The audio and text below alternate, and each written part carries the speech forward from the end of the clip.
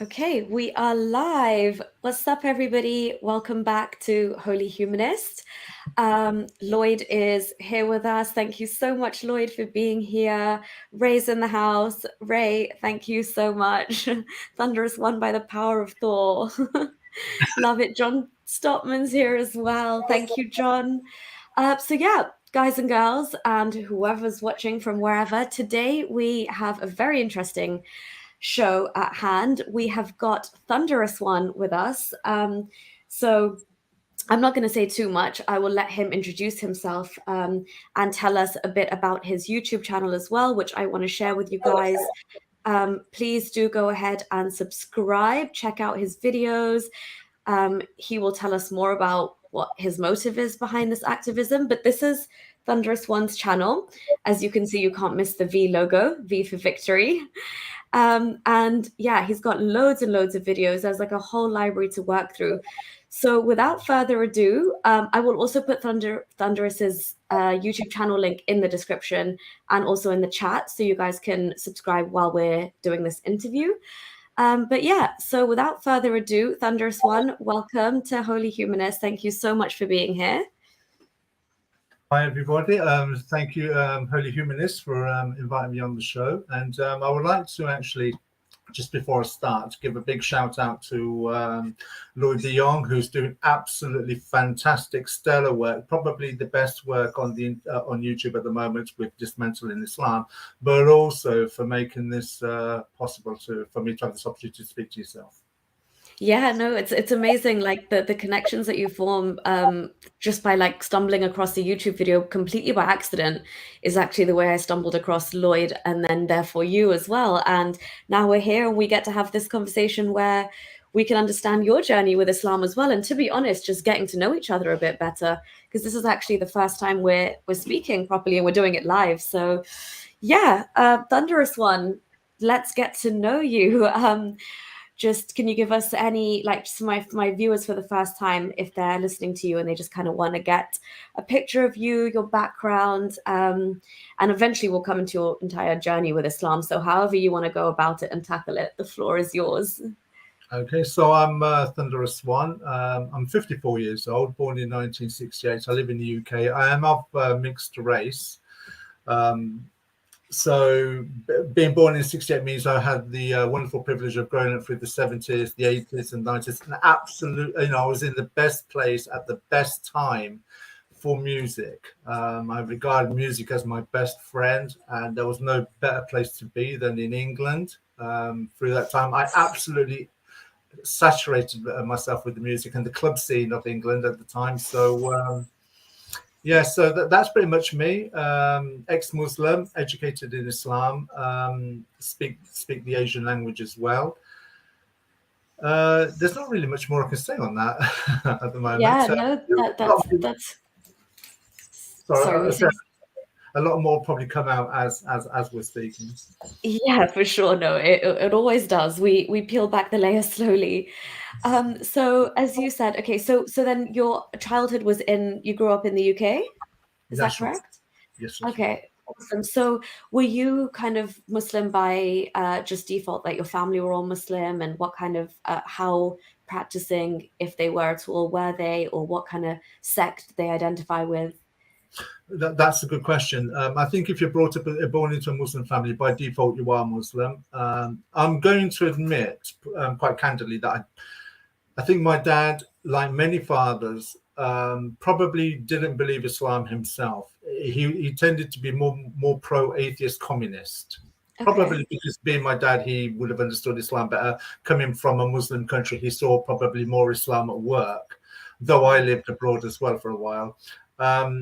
But that doesn't mean to say that you're not educated in Islam, because there are high expectations when you're living in a certain town with a Muslim community that, irrespective of what your father's or community's views are, going to Quran school and learning the Quran and such, that is just what you do. So it's by default, but it's an enforced default.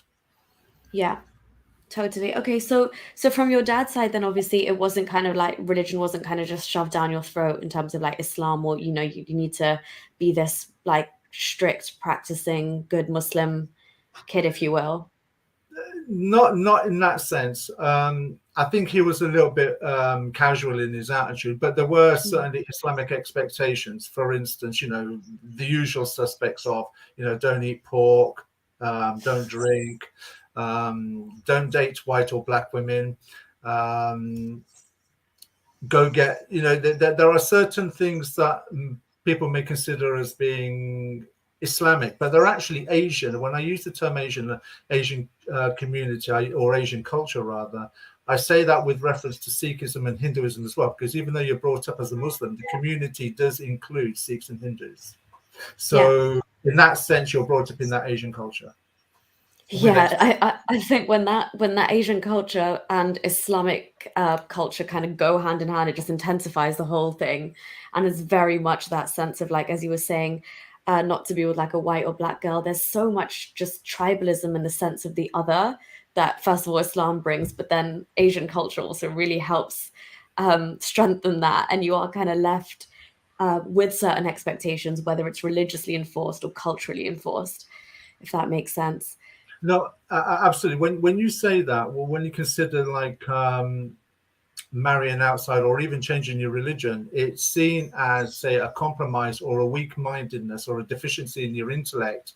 That the Asian culture, whether you Sikhism, Hinduism, and Islam, is very pride-based, it's very respect-based, it's very status-based, it's very wealth-based, it's very, the children have to go and get a high education because it's seen as a one-man upsmanship against other family members in the community as well. So the Asian culture is very intrinsically related to each other.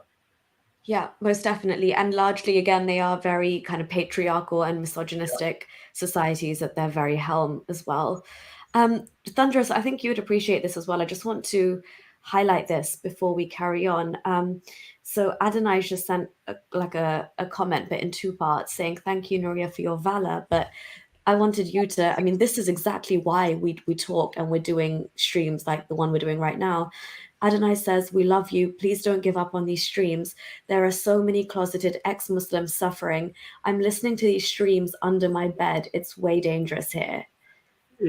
That's kind of ironic when you consider the conversation that you and I had for about 2 minutes before we came live, isn't it? I don't think, and I've said this on another channel, I don't think I was any exception, and we'll probably go into the reasons why. But I, at a very early age, while at home, realized that Islam could not possibly be true. And I don't think I'm unique in that area. It's not as if to suggest that I learned Islam at a particular level or a particular degree, or that I'm particularly smarter than, say, other people. I think Islam refutes itself as being true, but it takes a certain strength of character to leave Islam. And hopefully, with your example, mine, and other people's example, that these people are hiding in closets, and there are many millions of them. We're not the only ones. Will get the strength of character to leave when there is a community out there that are going to welcome them. Yeah, exactly. And Adonai, I just want to say, as Thunderous was saying, it takes so much strength to just leave and actually mentally, besides the other things you must be going through, but mentally to break away and get rid of just the mental slavery that Islam traps you in. And you've already taken that hardest step and broken free. So I really, really commend your efforts there. And please stay safe. Definitely, if it's way too scary to let anybody know the way you think, and you have to be watching these streams under a duvet with headphones or whatever, my heart goes out to you. And we are trying to be here and be the voice that you just don't have at the moment. But hopefully, as more and more conversations like this happen and more of us kind of come out the woodwork and we speak up, one day you will be listening to this on your TV on like full blaring volume and nobody would look twice.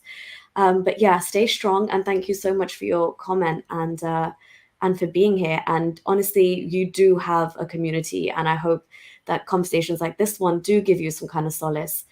But yeah, I just wanted to say that, because again, as you said, we were talking about being in the West, but for me, I almost felt like, well, I live in the West, and I've realized this, exactly what you were saying, that Islam cannot be and is not the truth. And it almost became like a duty. Like, if I don't speak out, what am I doing? So given the privilege that we have in the West, where I am able to do this and the law is technically on my side, well, I'll continue to push it to the limits. Yeah, the thing is to see what you're saying there. You have to take advantage of the freedom that you do have in this country, but that even that in itself now is becoming something that's encroaching on what you can and can't say as to how you define hate speech now, because even exposing a truth has now become a hate speech or an intolerance or a bigotry. And Islam seems to be very good at manipulating law in order to take advantage of that. And you're not just seeing it in England, you're seeing it in France, you're seeing it in Australia, you're seeing it happening in America. Lloyd has done a fantastic job in putting out about how certain universities and such around the world are being funded by Islamic oil money in order to encroach on the education system at a very early age, at youth stage, in order to stifle any criticism of Islam. So this isn't sort of like, a conspiracy of ex-Muslims being bitter with Islam. This is a very real threat, as Lloyd de Jong has already really brought out in the previous show. Yeah, no, I definitely agree. This is a very real phenomenon. And what we do see as well in terms of like the hate speech, when that's not working for them, they would try and push Islamophobia and other laws to kind of conflate what is actually like anti-Muslim bigotry, which I also understand is a real thing. But now if hate speech doesn't protect their criticism, that Islam from being criticized at all, which is essentially what they want, they will turn to other ways. Even in Canada now, they're trying to push the Islamophobia bill, and Imran Khan, the Prime Minister of Pakistan, was exceptionally happy with the UN. I don't know if you saw his tweet, but he says that so the UN have marked a day for Islamophobia, but it actually is like in the actual clause of what they're doing. It talks about Christianophobia and anti-Semitism and all of that, but world leaders, Islamic majority countries as well, celebrated. And they were like, the West has finally heard our calls and claims to protect our rights to, like, it's just such victim mentality and such kind of, you want to live in your bubble, but sorry, that's just not going to fly anymore. We have social media, we've got the power of the internet. There's more and more of us coming out every single day. So it's just not gonna, I don't think it's going to fly anymore. And I think it has been normalized to an extent where, I don't know about you, Thunderous, tell me your experiences, but now when I speak to Muslims or we have interactions, you do notice that you can push the conversation further. I mean, coming from being a Muslim myself, if I was to hear somebody talk about the Prophet the way I do now, when I was a Muslim, I would have been like shook. But now Muslims are having to face these tough things and hear comments about, like, your Prophet was a rapist, he was this, he was a slave trader. And they do take that on now instead of just the violent reactions that would have happened years ago. So I think this movement is kind of coming with some momentum.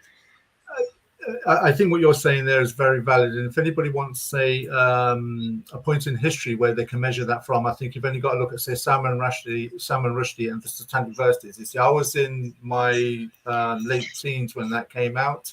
And for those who are old enough will remember the uproar in this country about the book, and Salman Rushdie having to go into protective custody by the police.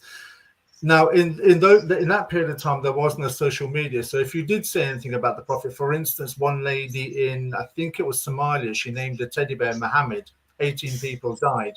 In Nigeria, they had a Miss World. And one of the judges turned around and says that if the Prophet was here, he would have married one of these women. And wow. Riots broke out again and more blood was spilled. So in those days you couldn't say anything without serious blood being spilled. But now, because of social media, because the internet and YouTube and other various other media means, the texts that were once hidden are now becoming open. We can see them for themselves. They can't lie and say you're being Islamophobic when it says beat your wife or slave trading or racism or marry 4 wives or Adam was 90 foot tall. They can't hide that anymore. So all that's left for them to do is to try and rationalize it. So the envelope is being pushed by the technology that we have today that's now allowing people to access the information that they can turn around, that they used to say 20 odd years ago, no, that's not true, that's like Islam doesn't teach that. Well, you can't say that now because we've got the sources, we've got the text, and we've also got you on YouTube saying that it does. So you've got nowhere to go on this one. So all you've got to do now is try and water down, dilute, and rationalize their position and their stand with what they believe. Because when you're brought up as a Muslim, you either do two things: you either leave Islam or you stand there and defend it. Yeah, exactly. And literally on your point as well, as you said, but like they've said that on YouTube, we've got the sources now, and it's actually like access to these sources where before, even as a Muslim, when I would try and look into something, it was so shrouded in mystery, and it's so inaccessible, and you have to go and like sift through books and like find the right chapter of some Islamic really like our Arabicized text, whereas now I can do a quick Google search, get all the siras up there. I can search for a word, highlight it.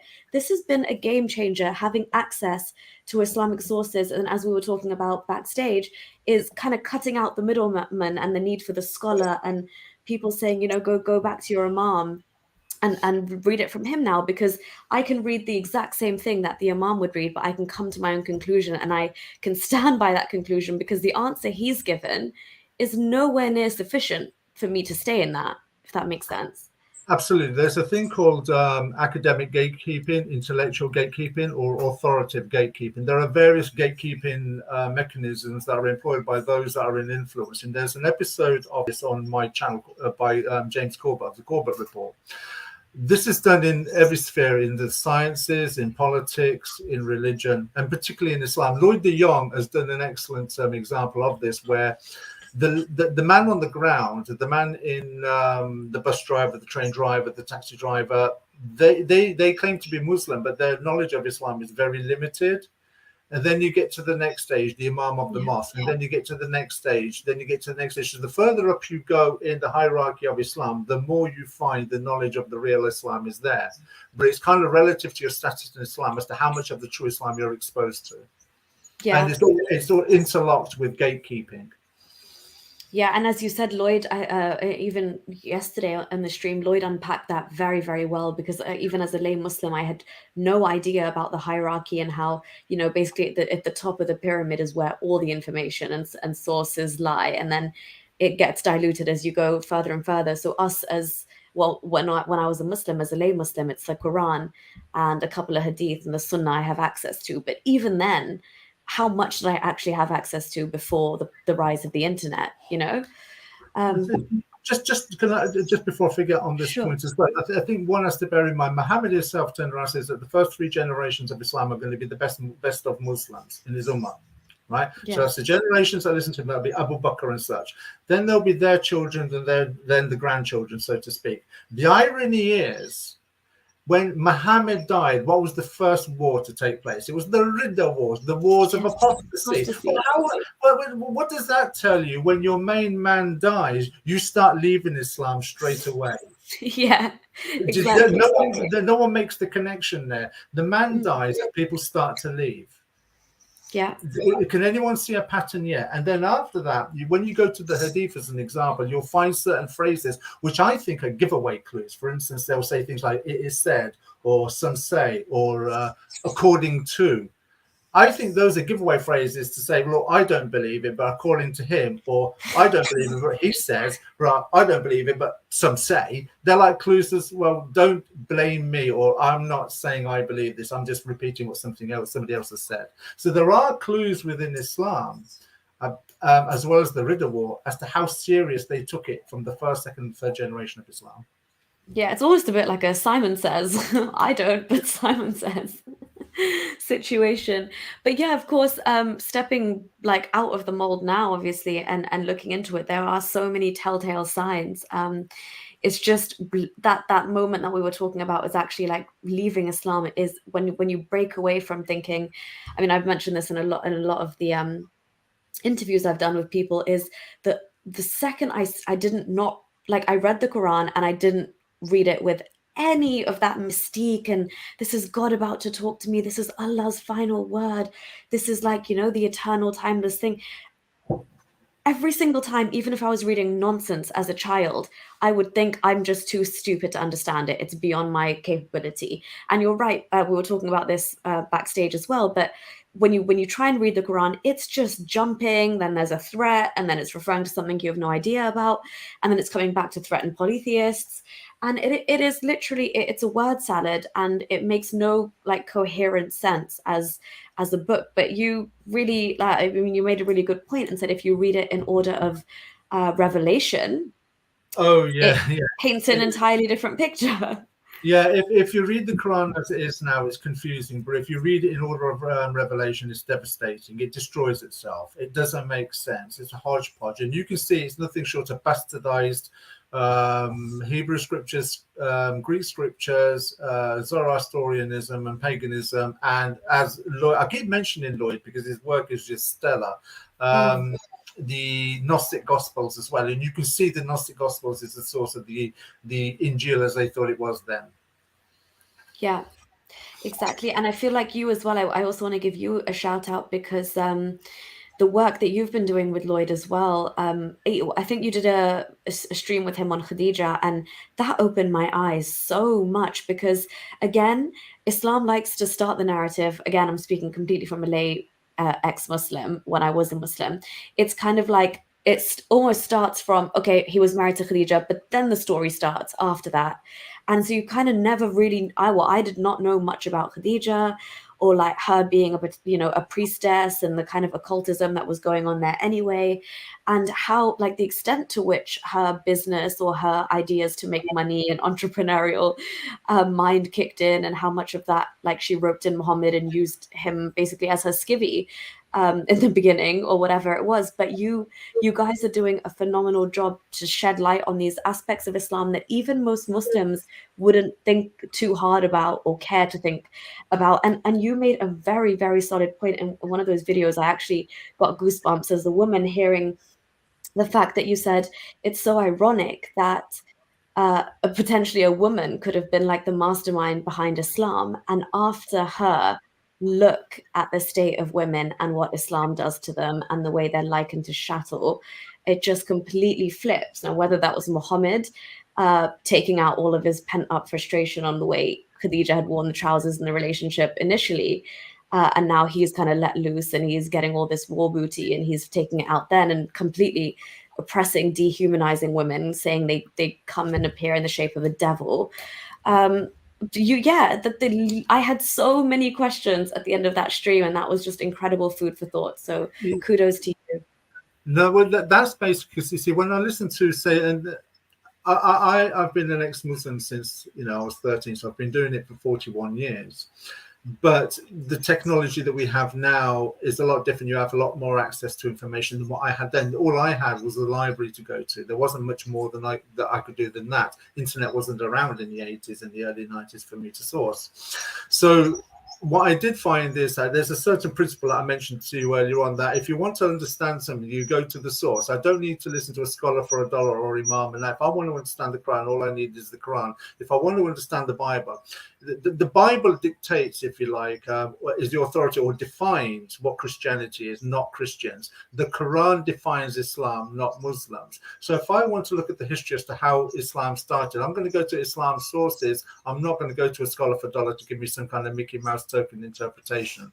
So when you look at the sources, everything about Muhammad's first encounter with the spirit creature in the cave, he knew nothing about. He was going mad. He wanted to commit suicide. He thought he was going insane. Khadija, when you look at the sources, took control of everything. She knew the coup. She knew what was going on. And when you consider that she was older than him, he married, I think he was 26, she was 40.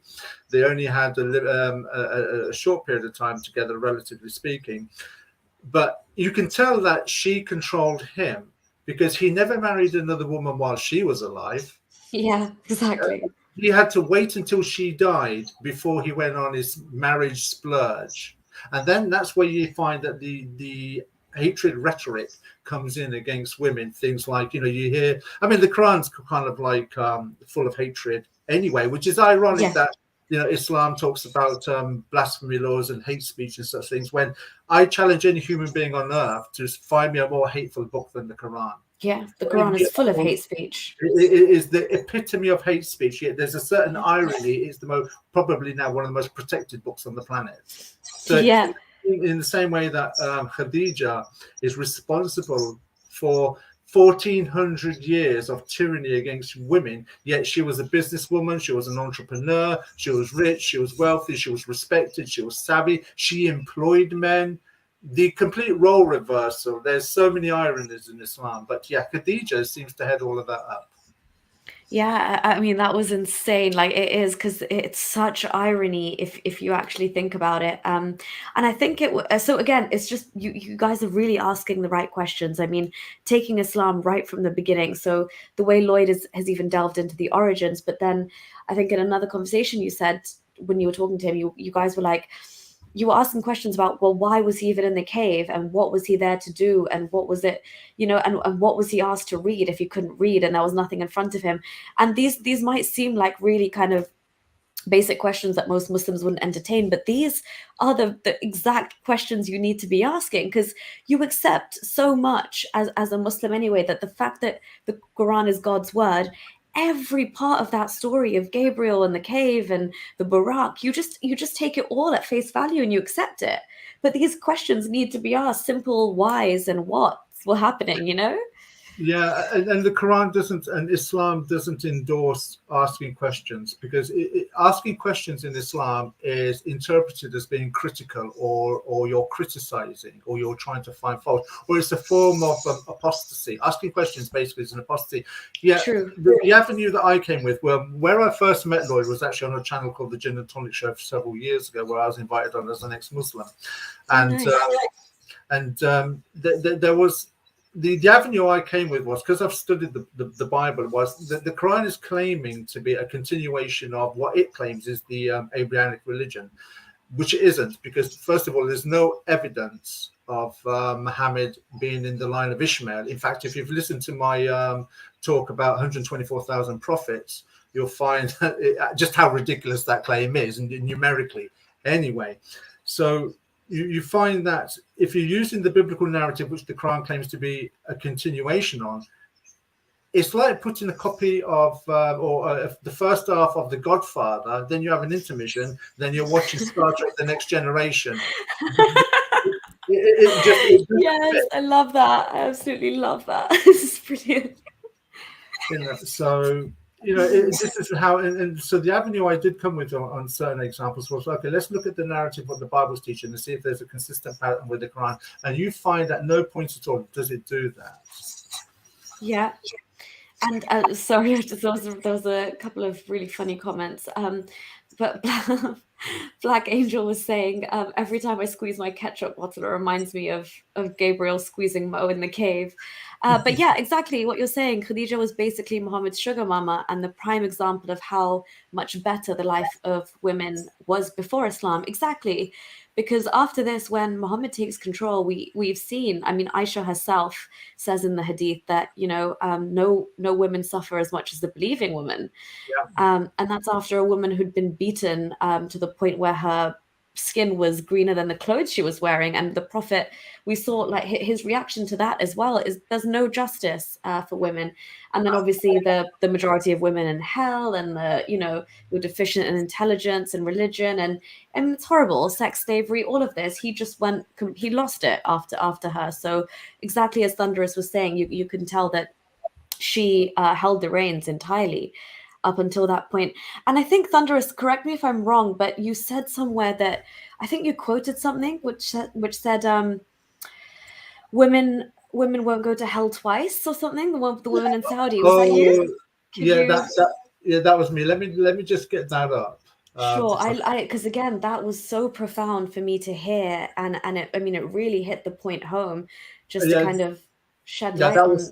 That was Hamza Kashgari. He's, I think he was a reporter and a poet in Saudi Arabia. And he made the comment that in Saudi Arabia, women won't go to hell because it's impossible to go there twice. So when you've actually got a man he got arrested for blasphemy or apostasy, and he's supposed to get 1,000 lashes. I don't know what's happened to him since.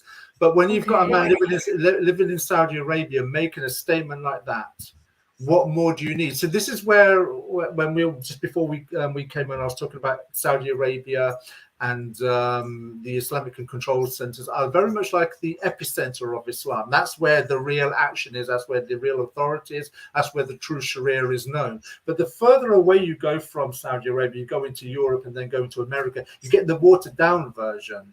Okay, and Islam is very clever, because when you look at, say, female activists that are Muslim, like Linda Sawa, you find, you find that they speak with this belligerent, open voice in America. And I've often said, okay, then now go to Saudi Arabia, but make sure your ticket's one way, and right you will be, because right you will before you go, because you won't be coming back, because you will not be allowed to speak in Saudi Arabia like that. But you know that in Saudi Arabia, they're probably looking at Linda Sawa and saying, well, we'll tolerate her because she's making Islam good in the West. Now, their projection is that they're going to take over America. So Linda Sawa is actually undermining America in their mind, because it's making Islam good. That will make people want to adopt and accept Islam more. Then when we take control of America, that's when the real Sharia will take a foothold. And you, yet again, I'll mention Lloyd de Jong on that one, because he kind of hints at that strongly.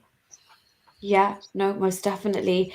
And it was that quote, right, about not going to hell twice. Yeah. Yeah, he's not going to hell twice. There's nothing more that you can really say on that, is there? When somebody's put it so succinctly as that, it speaks volumes in itself. Yeah, exactly. And I mean, again, if women and what Islam does, and like the way we see that play out in Muslim majority countries, that could be a whole like stream in itself. But just to kind of veer you back onto just on your journey a little bit more. So what happened? Was there an incident? Was there an instance? Did you suddenly want to connect more with your faith? What at all, if anything, led you to look into Islam or start having doubts and be like, let me see what this is all about? Okay, for anybody that lives in England, you might be familiar with a comedy movie of the 90s called East is East. Yes, yes. I will say that anybody, if you want to understand what it's like to be brought up as a Muslim in this country, you get a very good example watching East is East. It's true. It is. It's 95% accurate in my opinion, but there's some darkness in there as well.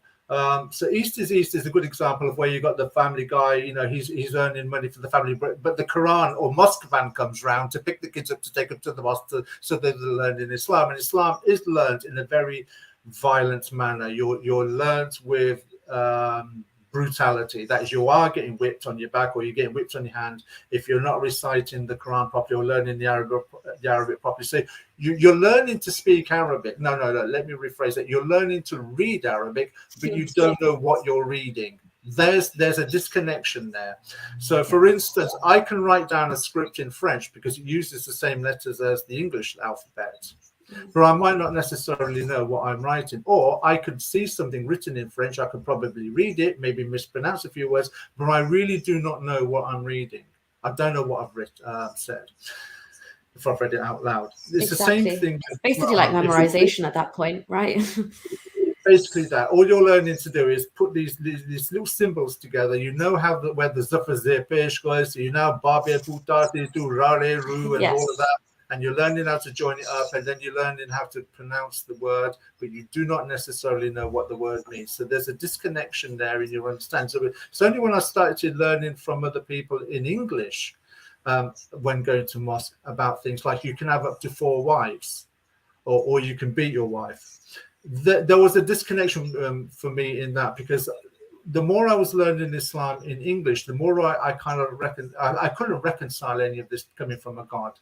If there was a God, this is not a God that I want to worship. Now, some people may turn around and say, well, you're of mixed race, so you had that advantage. Not necessarily so, because if you look at East is East, where you tell me in that movie, which I'm sure you're Naria yourself, you'll agree is 95% correct. Where is the advantage of being mixed race? There is none. If your mother is white and your father's Asian, Pakistani, Iranian, or whatever, you're brought up as in that culture. You're as good as coming from an Asian woman. That's a reality. So there is no advantage. The only advantage I would say I had was that I lived in England, so I was exposed to, at that time, teachings of what the Bible taught, because you have that at school in your morning assembly. So I had something to compare it with. Now, I'm not making some kind of apologetics here or polemics here for the Bible, but when you're looking at Muhammad and looking at Jesus, and you're thinking which is the man that you'd rather to follow, and you're trying to compare the two, it's kind of like a no-brainer. If you had to follow one, you're going to be following Jesus, not Muhammad. That's if that's The what messages are so starkly different, aren't they? I mean, that's one thing I even just would ponder on, because like I could see around me and I could see the general message of Christianity was so different. But to know that as a Muslim, I was I was in the religion that was the final culmination of where Christianity and Judaism had gone wrong, yet Islam just seemed so dark compared to even the watered down version of Jesus's messages that I would hear or whatever, just through RE or through interacting with Christians. Yeah. But along with that, you're also brought up with, from a very early age, with a prejudice. Asian culture, and this happens with Sikhs and Hindus too, though maybe not to a greater degree as it does with Islam. You're brought up that you will never be accepted. You are Pakistani, you're Bengali, you're Gujarati, you're Indian, you're Iranian, whatever you are, you will not be accepted in this country. So you're brought up with a prejudice of us versus them. So already you're from a very early age. But when you go to school and you find children, as an example, children, they don't know color. It's like sweets. They'll share sweets. They don't understand selfishness. There's a state of grace about them. So what you're learning, racism is taught. All of these things are taught. Yeah. As a standard. So the prejudice, you're brought up in a racist environment. So what happens when, your dad goes to work and the Asian community goes to work in their respective jobs, and they're sitting there, they're maybe having a laugh with their work colleagues, and they give the impression that they are kind, Islam is a religion of peace, or Sikhism and Hinduism are lovely people. Behind closed doors, they are not. They are monumentally racist people.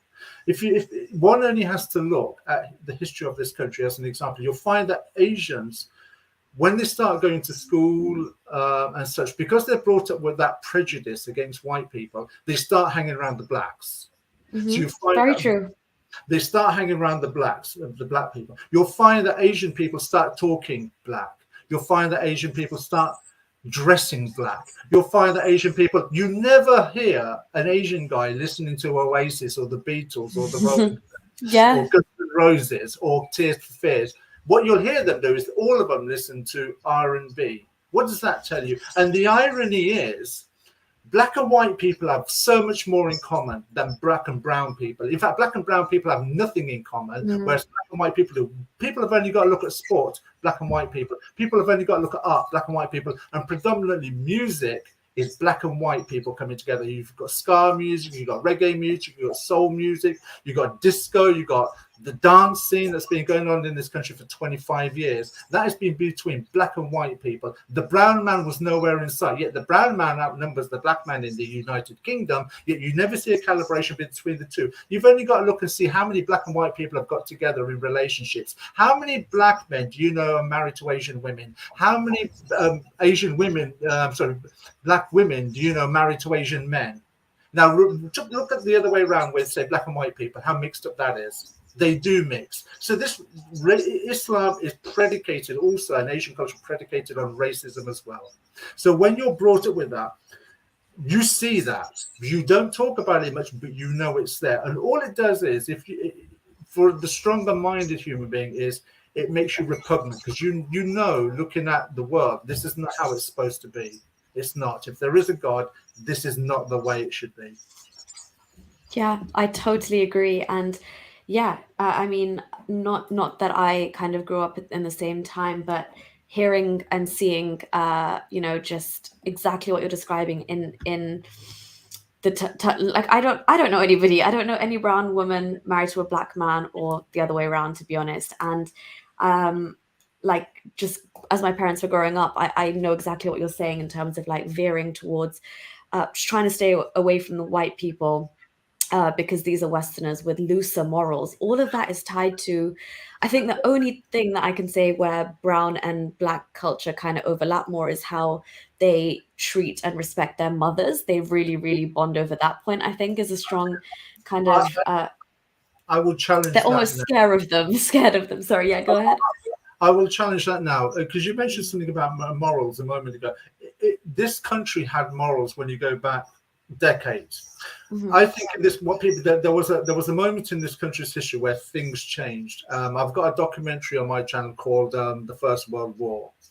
You can see the change in this country's attitude to many things. It was more theistic up until the First World War. When the First World War came, it had such an impact on mankind, particularly in the Western world. They'd seen things they shouldn't have seen.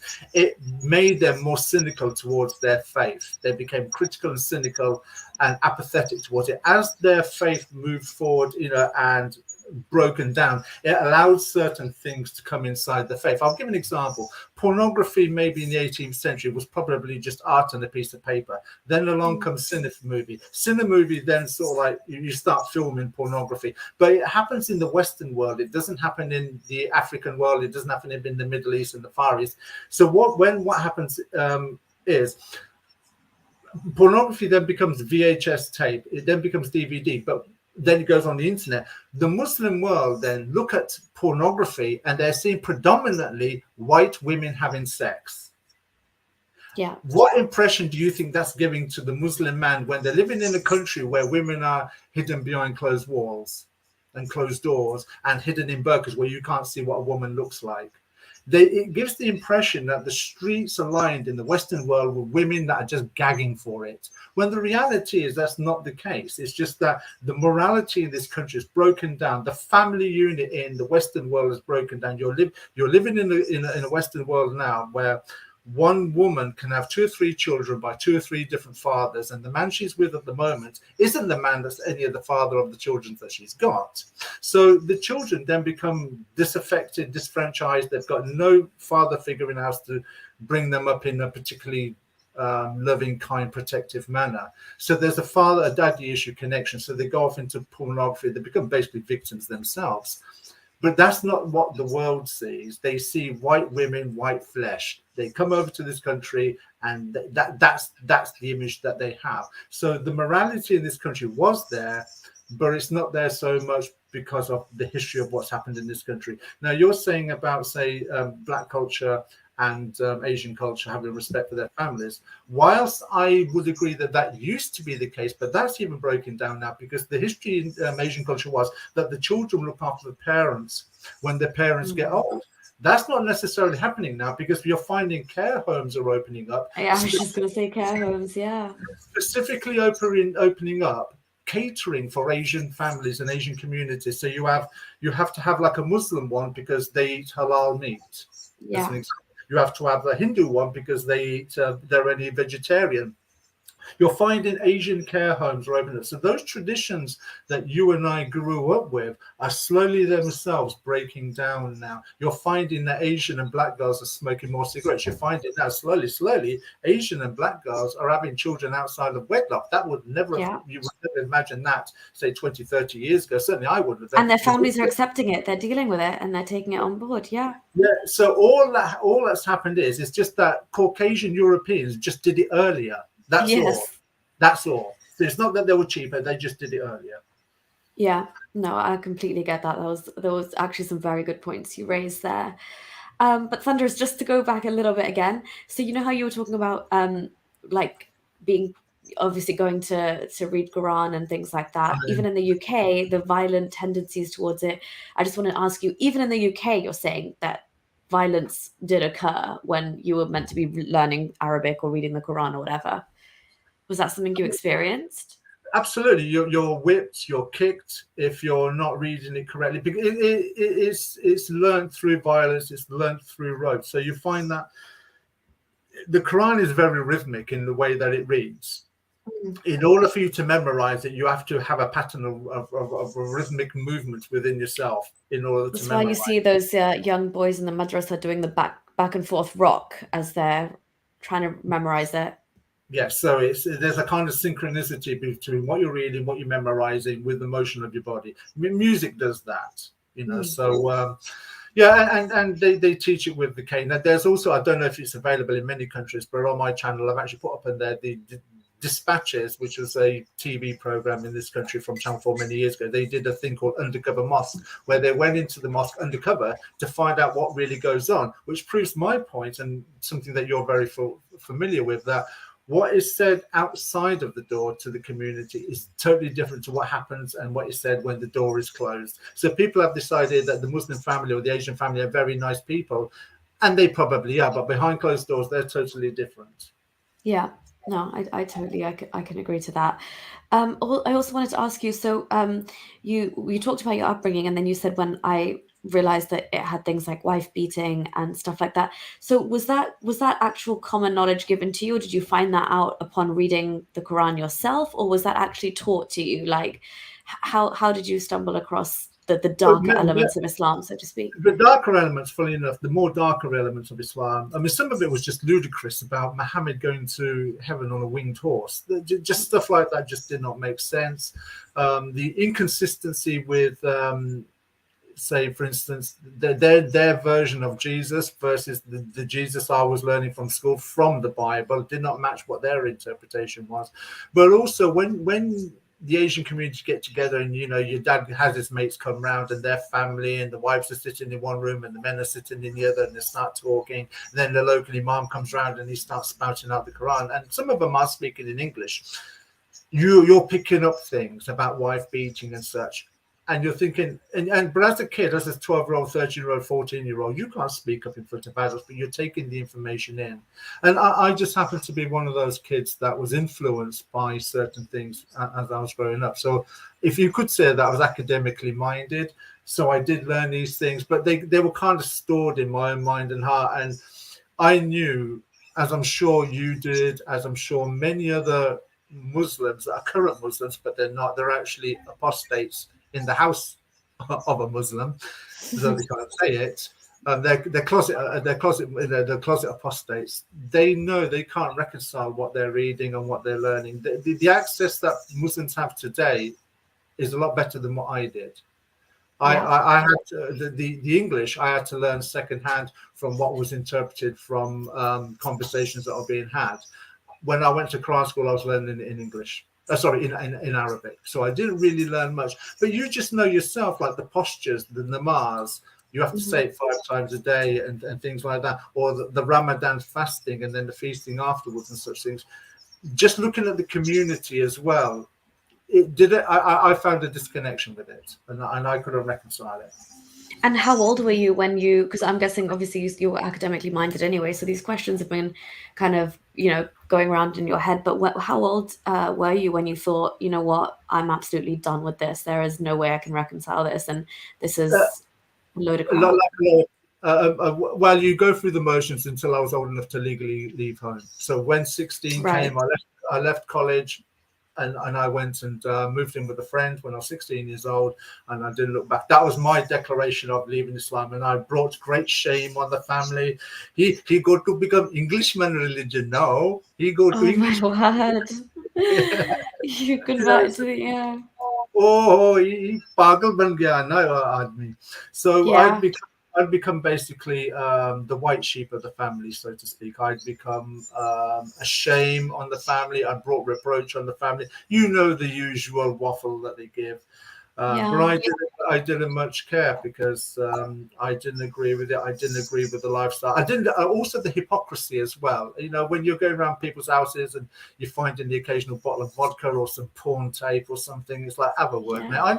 I knew what they were up to as well. You know, because your friends in the community, they weren't my friends, but you go to school with your peers who are also Muslim, and you're all talking about this, that, and the other, and you're finding, well, where did you get that information from? It's like, oh, that uncle over there, he deals in pornography. It's like, you know, you're just a bunch of hypocrites. Yeah. Well, that's insane. I'm really like, that must have taken a lot of courage almost to kind of like shed Islam. You had to actually like fully break away physically.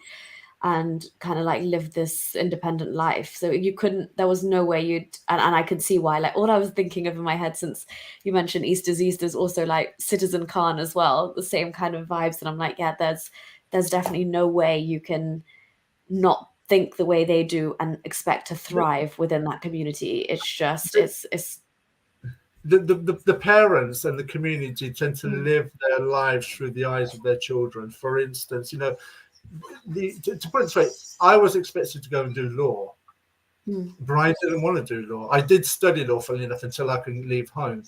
But that's not what I wanted to do. That's what my parents were expecting me. You've got to become solicitor, you've got to become doctor, you've got to become engineer or solicitor.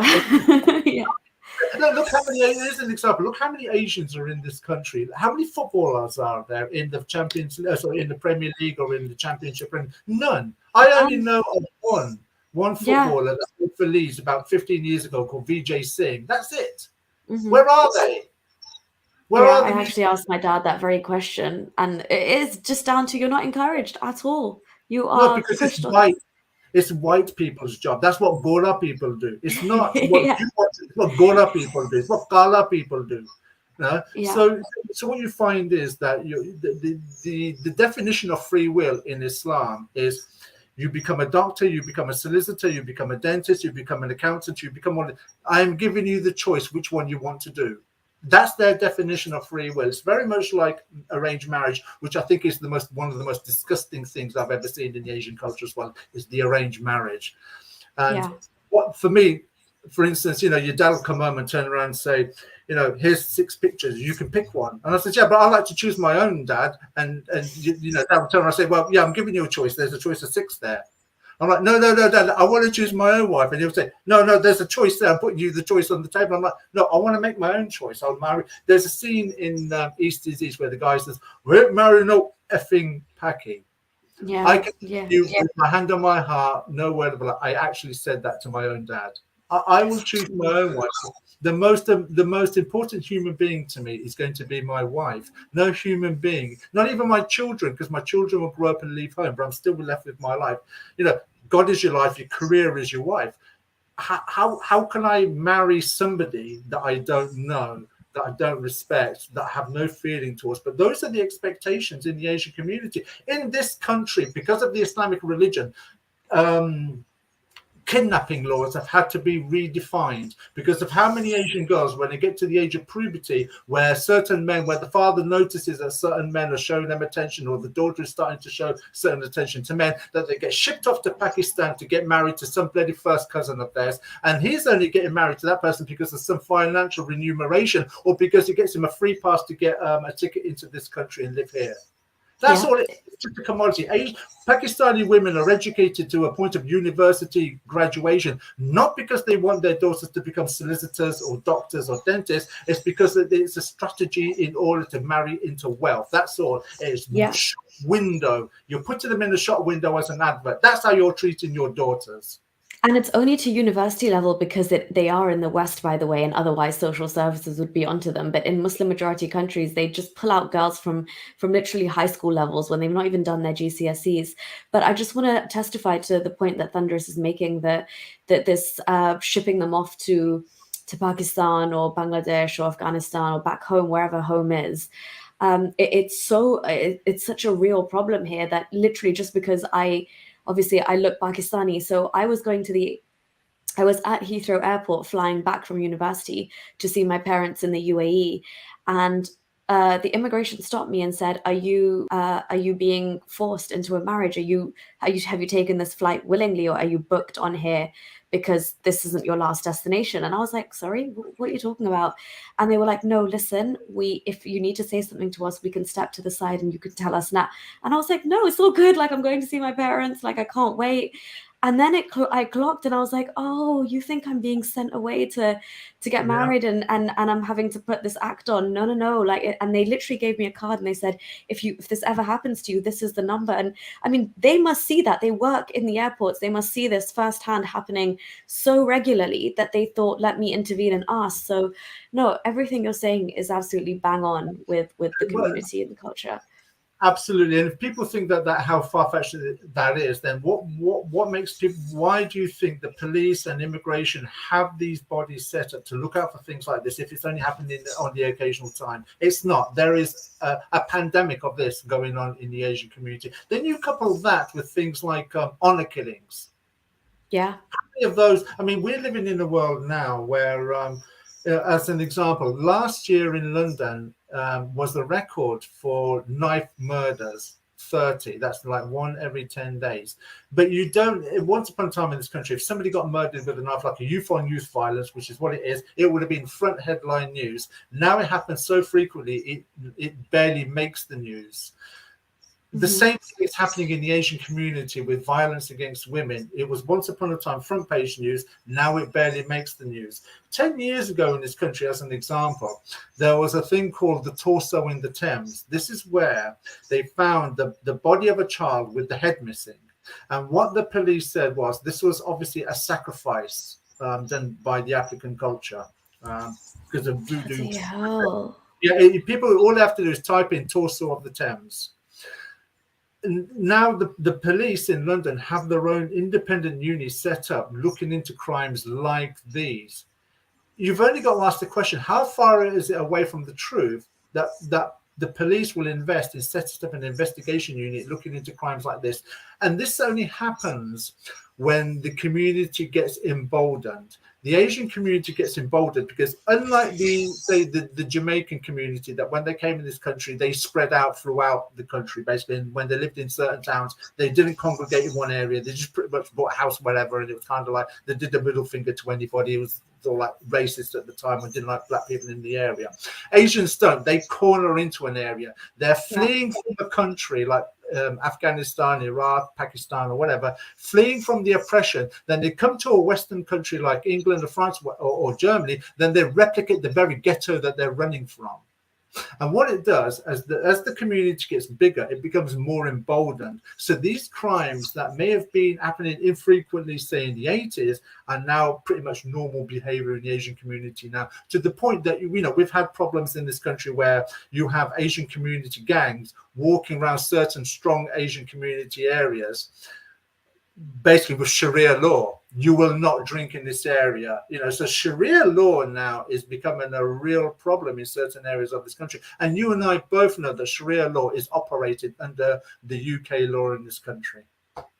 Yeah, I mean, that's a serious problem with the Sharia courts, actually. Like, even at the last law firm I worked in, we had a whole department dedicated to Islamic law. And I mean, it was absolutely staggering to see women who would try and want to reconcile their marriage or get a divorce Islamically, and they were opting for that over like the secular law that would actually be much more beneficial to them. But they're so hell-bent on doing it in the eyes of God and right by God that they genuinely think Sharia is the best option for them, even though it's a lose-lose situation. And in a lot of those situations, they don't understand why they're having to fight so hard to keep custody of their children.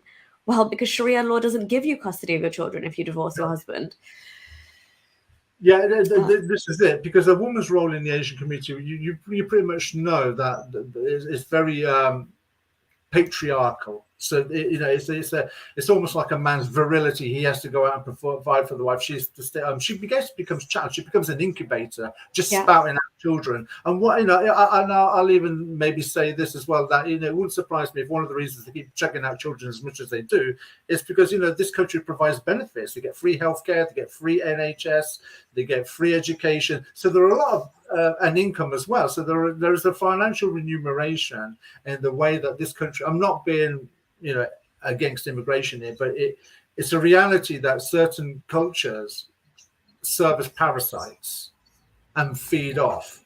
And what that does is when you've got women that are not going out working, they're not being empowered, that are being denied education, that as you've mentioned earlier on in the discussion, they are viewed as chattel. And there's one hadith that says that women are mentally and spiritually deficient. Women are mentally deficient. That's why it takes the witnesses of 2 women to equal 1 man. But there's also the other hadith, which I find absolutely repugnant. That is where if a man is praying and a woman, a donkey, or a horse walk in front of him. I think it's a dog. Yeah, a woman, a donkey, and a dog. then that's right. Then the man's prayers have to start all over again. So that makes her equal to the dog and the donkey. Yeah. So when you're I fed, mean, no, sorry, go ahead. so when you're fed in a particular religion and a particular culture where your worth is such, and you add on top of that that the chances are that that man that you've married is your arranged marriage. This isn't the man that you love. This is the man that your daddy and mummy forced you to marry. You were told to marry this man. So let's have it right. She goes home to that man that night with a man that she does not love. And tell me if this is not systematic rape, where she's got a man inside her that night because he's got to produce a son within the first year. So she's spouting out kids with a man that she doesn't love. At what point is that not rape? Exactly, and then to lump in Islam into it as well, which completely does not have a concept of marital rape. In fact, you're more kind of like even the mental torture for obviously, like, you know, your wives are your tilth, basically. You can go onto them how you please. But the hadith where Muhammad saw a woman in the street, couldn't contain his lust, went back, Zainab was tanning leather, and he immediately had sexual intercourse with her, and then comes out and says that women appear and disappear in the shape of a devil. But I completely forgot my point when I started talking about women on him. There was a point I wanted to touch on. If you don't have sex with your husband when and as he demands it, which can be literally any time. So what you're talking about as well, even after, imagine you've given birth, where you should just wait anyway, a husband can demand sex from a woman the night after she's given birth. And if she refuses it, obviously in Islam, there is no concept of marital rape, but then the mental torture of these angels are cursing you until the morning. And you're only here with your husband temporarily. He's going to have all these houris in heaven. So, you know, you better behave yourself. This twisted hold that Islam has on even the woman's psyche, let alone her body, is just disgusting. So dark. It's a mental breakdown. You're really stripping away the identity and the mental prowess of the person. You're stripping them down of their humanity until they become a shell of who they really are. And, you know, forgive the expression, it's almost like they walk around like zombies. Yeah. You know, they've got no character, no personality. And that was a child that probably, definitely was playing around, laughing and joking when they were very young with the peers. Then grows up producing children like an incubator, married to a man that they don't love, and has got no life left there inside them. So the Asian culture family is very dysfunctional as well, but it's not as obvious as what, say, Western culture is, because Western culture can be very open with its problems, but Asian culture, it hides its problems behind a closed door. So people think that the Asian culture are very tight, very community-based, very family-oriented. Far from it. Far from it. I'll agree that Western culture gives too much freedom, to the point, look where we are now with too much freedom and what we've got. There's no balance there, but Asian culture isn't that much better. It's just too restrictive. It's a different form of torture.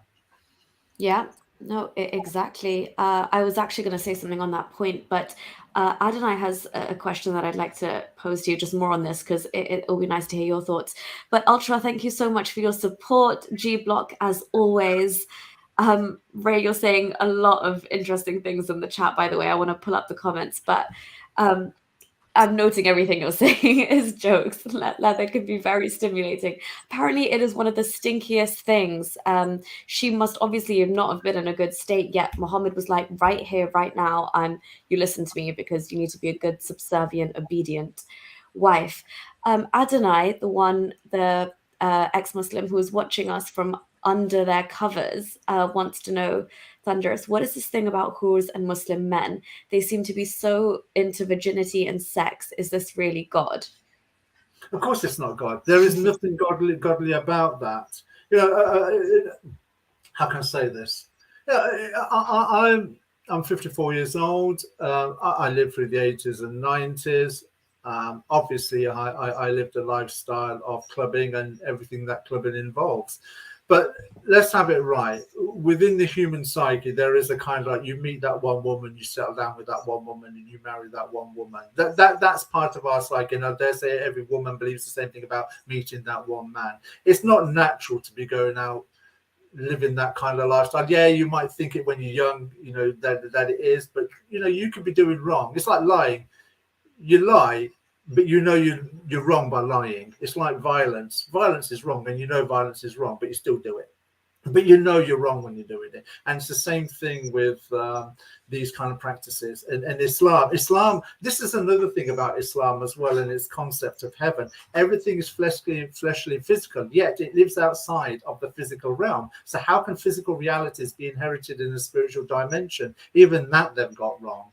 Yeah, and hold the same weightage in terms of pleasure that it would in an earthly realm. That makes no sense. And just to step back, when you think of the concept of heaven, or even when I did as a Muslim, it was just so much purer, with like it was more thoughts of like just knowledge and wisdom, and like the tree of life, and like the tree of knowledge, not and being close to this divinity, not like a full-on brothel where Yeah.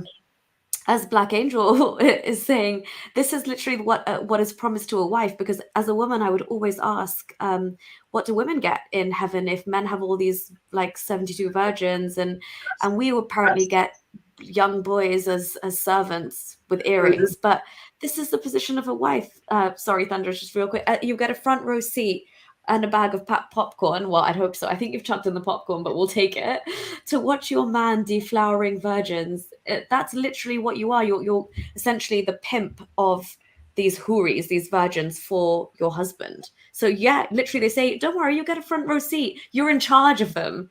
Now let this like debauchery ensue. That's assuming that you're going to heaven, because one has to bear in mind that in Islamic parlance, most of the women are going to hell anyway. Then you have to have the other concept as well. That it's on my channel where one of the, I think it might be Numan Ali Khan, or it could be Asim Al Hakim, turns around and says that what happens for women when they go to heaven. When they go to heaven and they see their wives with their husbands, they're more pure, so they're not jealous anymore. Oh my God. Yeah, they say that's one thing they used to try and pacify me with as well, and say jealousy wouldn't exist. Well, the pleasure of having sex with these virgins for you apparently is on a constant cycle of existing, but jealousy doesn't. And they're constantly virgins as well. They grow new virginity, a new virgin vagina after every time that they have sex with their wife in heaven. I mean, everything about this is I call it Allah's Pornhub, because what else is it? It's a brothel. It's a Pornhub. Somebody, I can't remember who, one of these Muslim scholars, Haris Sultan was telling me today, said, we'll be busy tearing up hymens in heaven. And he said that with like full conviction, like he's proud of it, Not to quote Ali Dawah, but he's proud of that.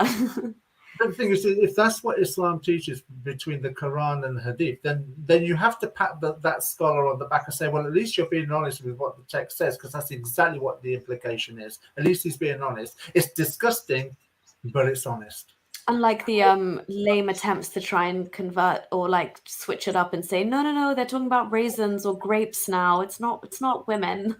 Yeah, raisins with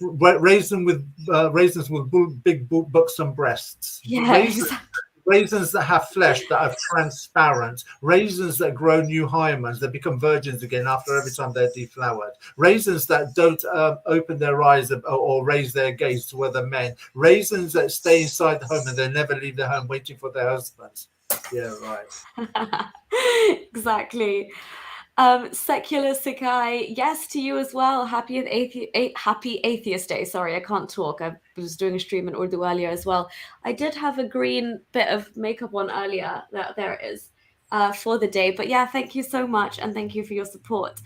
Thunderous, I did want to ask you as well. So you have a YouTube channel. I just want to know kind of what was the motivation behind starting it? What do you hope to achieve by this? And what can we expect when we follow and subscribe to your channel? First and foremost, I started putting when I was growing up, there were certain influences, and I will give my dad credit for this. My dad was a particularly intelligent man. I'll give him that, though I didn't get on with him. But he had an attitude of, when John Pilger speaks, you stay silent and listen. And people like John Pilger, David Jessel, Mark Thomas, and such were influences on my mind that shaped the way that my mind thinks. So I've put a lot of material by them on there. And then I thought to myself, well, I should be putting stuff on there about what Islam actually says. So rather than give my interpretation or my opinion on matters, there's a principle in the Bible about, what is it? 2 Timothy 3:16. All scripture, it basically says setting things straight. So in effect, if that's what the scholar says, that's what Islam is. So I've put little bits and pieces on my channel, probably a few hundred, of what the scholars teach. So that's the authoritative line of what Islam says on certain subjects. And some of it is quite embarrassing, like, drinking camel urine, or what's the ruling on apostasy, or what's the ruling on if you've got no toilet paper. But these are really... Wow, are these gems that you actually had to look into, or did they just give you plenty of material with the stuff they say? Oh, yeah, look here, what Muslims believe, wiping the anus after a defecation. Is it 3 swipes? What is it? Yeah, three swipes, 3 stones. So it's things that even Muslims themselves would deny. But when your scholar for $1 is teaching it, you have nowhere to run then. So it's basically, I've put things on there that are the official. Now, last week, I think it was last week, where I had a discussion with Dhul-Qarnayn. And then there's a little piece in the discussion that I put up there that I actually edited out and put it as a separate piece of itself, where Yasser Qadi turned around and said that Arabic reached its summit or its peak when Muhammad was around, when the Quran was being revealed to him. Then I thought to myself, wow, what a blunder. Well, it was, because I thought to myself, hang on a minute here. Allah was in heaven. He asks a pen to write the Quran. So the Quran is in Arabic in heaven. Then Allah's talking to the angels in Arabic. He then creates the jinn. He's talking to the jinn in Arabic. He then creates Adam. He's talking to the Adam in Arabic. Logic dictates that when Adam was evicted from Allah's heaven to earth, what language would he have been speaking to his wife and children to? That would have been Arabic. And it would have been the perfect Arabic, because that would have been the perfect Arabic that he got from Allah while in heaven. So what the narrative in Islam says doesn't make any sense. So when people say that Arabic was only a perfect language in the time of Muhammad, that's not strictly true when you look at the sources and you use the sources in the correct way. Yeah, exactly.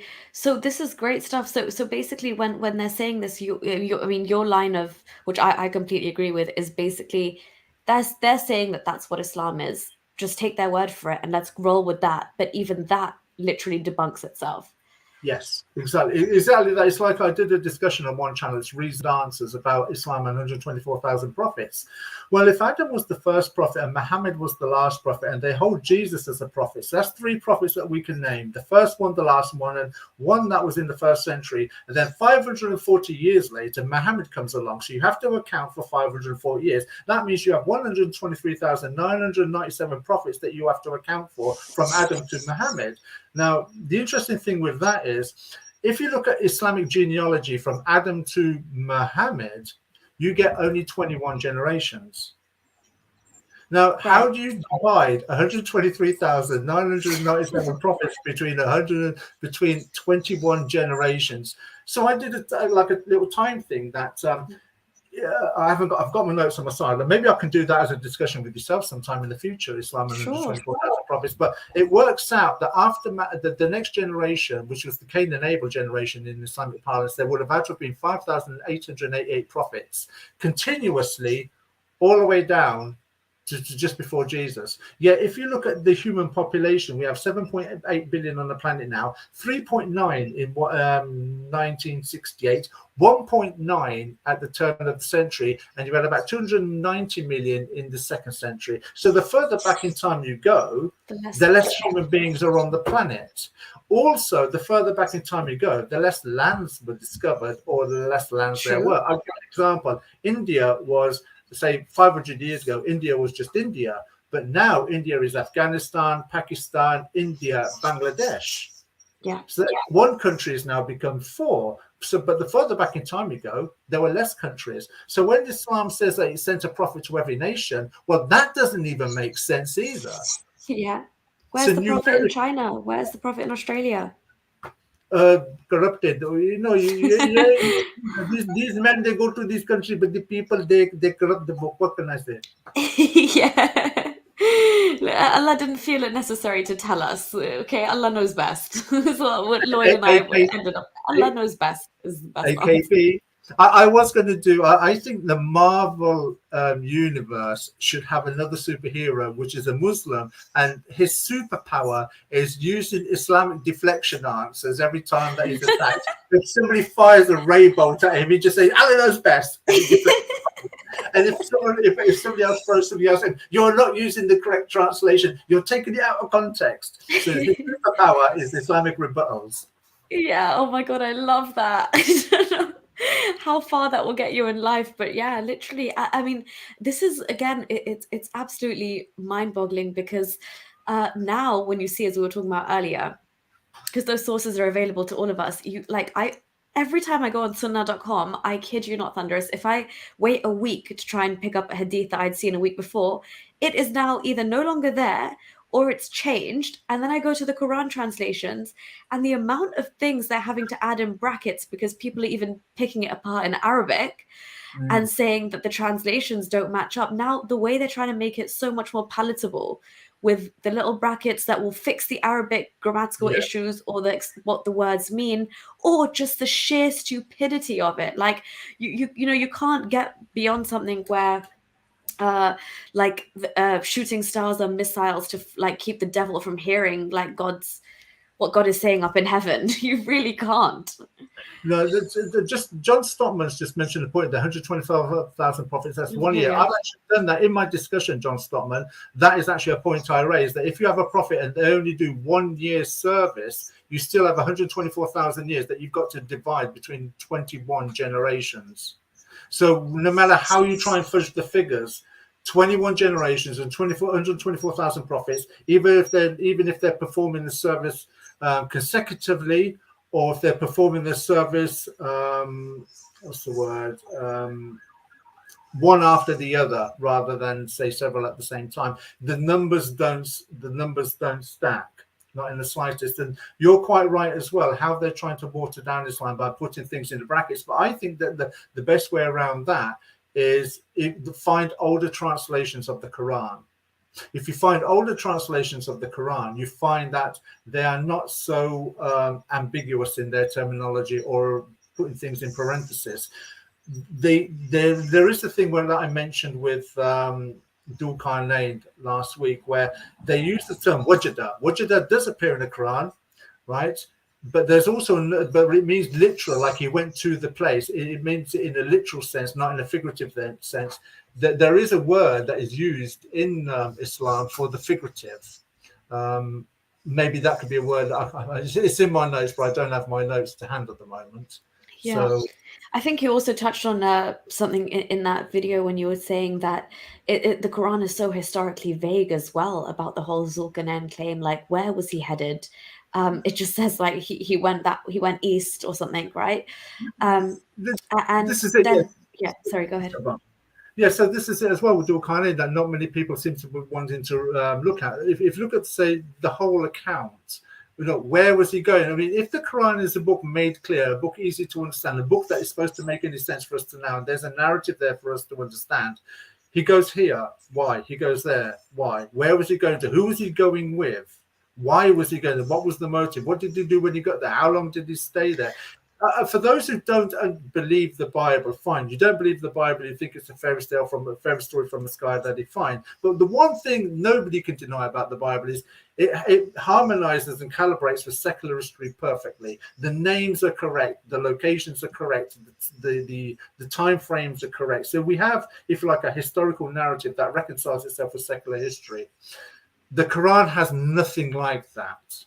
It mentions these things, but you don't get any currency, you don't get any time frame, you don't get any secular world powers or names mentioned. So there's nothing to calibrate the time with as far as the Quran's concerned. I think even when you made that point in relation to Dhul-Qarnayn and the Gog and Magog story, when again you were just asking the basic questions that how did they suddenly know that he would come to their assistance and that he was a good person or good man? According to even the Quranic story, this man is just rocked up there and he's come across these two tribes, yet they trust him with Well, Yusuf Ali 1893 says, until when they reached a tract between two mountains, he found beneath them a people who scarcely understood a word. That's in the Yusuf Ali translation, chapter 18, verse 93. They scarcely understood a word. So Yet there are, but Dhul-Qarnayn and them can converse, and they understand law, and he's going to do something for them. Yeah, it's absolutely, I mean, it really makes you stop and think. And you just, like, when you push beyond Islam and you see where they've just, like, actually nicked these stories from and then either embellished them really weirdly or lost a lot of detail. And Muhammad just put it in to make, to legitimize his kind of claim to prophethood by saying, I know stuff that people of the past knew and I can corroborate it. But no, you make it a lot more murky.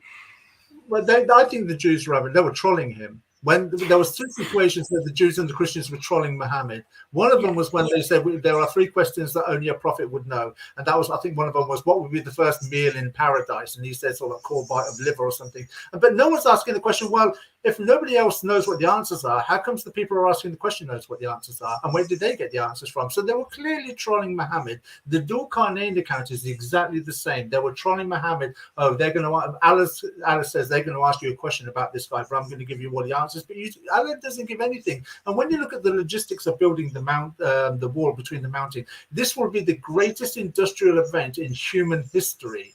Where are the logistics from? Where did you get all the iron from, or all the copper to cover the iron when you built the wall? Even if you look at, say, the values of each cubic block of iron that it would have taken to build the wall, I used the parallel of the Great Pyramid in Egypt, and it's got a couple of million blocks inside there, and each block weighs about 2.2 tons. So the logistics of building the wall, it's beyond them. They should logically be still building it now. And it's not with a fantastic base at the bottom with a tapered conical top. We're talking about a tapered conical top at the bottom with the weight of the foundation at the top. So it would be top heavy. So I'm not an engineer, but you don't have to be an engineer to understand something's wrong with this narrative and this building. It should not be standing. Yeah, I completely agree. And I mean, even the moral of the story is one day they'll say inshallah and they'll be able to, like, pass over this supposed wall that was built, the thing is, sorry, I interrupted there, but I just want to say this. But even when you got people like Yasser Qadi, who's desperately trying to defend, and you know, fair play to him, he's desperately trying to defend his narrative, but then they start going into lying, saying, well, it's in another dimension that we don't know. Okay, fine, you can say that, but can you show me where it says that? Can you show me where you got that from? Or is this a desperate act on your part to try to legitimize this part of the Quran that you've clearly got no answer for?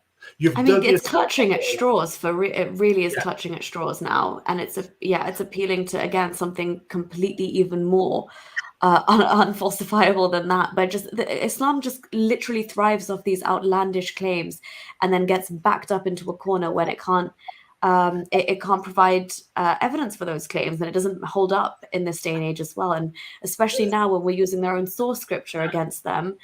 I'm sure you've seen it as well, but Lloyd actually says, like, they just refuse to interact. They don't even want to talk. Just to follow up on your point about the prophets earlier, John Stockman's doing some calculations here in the chat, but John Stockman's saying if every single prophet, 124,000, preached for 20 years and they did so consecutively, then the first prophet appeared 2.48 million years ago. Yeah, I've done that. I've done all of those maths, trying to help Muslims out on the Reasoned Answers show that I did 18 months ago. So if I will do it on this show if you like. We can have a discussion on that sometime about Islam and 124,000 prophets. But I tried to help Islam out as best as I could using their information on 124,000 prophets. And no matter what I did the prophets run at the same time? Did they only do 1 year of service as a prophet and then another prophet came after 1 year? That still gives 124,000 years, right? But we know Muhammad served as a prophet for 10 years? or was it 20 years? I forget. Jesus was his ministry was 3.5 years. So when you look at it, and I've pushed it down to 1 year, you still have 124,000 years, but you've got to divide that by 21 generations. So when you divide 124,000 by 21, I think you get 5,883 as far as how old each generation lived for. Yeah. And just on that as well, John Stockman saying, "This is. Do you want to read it out, Thunderous? Because I think he's working with you here too." This is all for the first. That's the one prophet each year. The past 124,000 years, and nobody noticed them. Yeah, that's just it. Well, the thing is, you see, they say that nobody noticed them. They'll just turn around and say, "Yeah, but they went to lands, they preached a message, and the message got corrupted." Every message, and then that was something else that I brought out as well. That when they make these claims, as an example, right? If you look at, say, the biblical narrative about Noah's flood, you've got wicked people. God was sick of these wicked people. He warned a family. They built a great big boat. They got on the boat with a load of animals. A big flood came, and all wicked people were destroyed. That's the biblical narrative. But when you go around the world, you find that flood narrative in greater or lesser degrees telling the same thing. When you listen to Islam and it says that Allah sent his prophets with a message of monotheism, then you listen to, say, what the Hindus teach, or you read something from the Tripitaka, or the Canon of the Three Baskets, or the Avestra. It sounds nothing like monotheism to me. So it's too much of a stretch to say that they went there with a message of monotheism and it became corrupted. And as with every situation with Islam, it makes an allegation or an accusation, and it can't back it up. It's just words coming out of their mouth. And most often than not, you'll get it from people that have gone to their tracts, their imams, their scholars for the dollars, or they go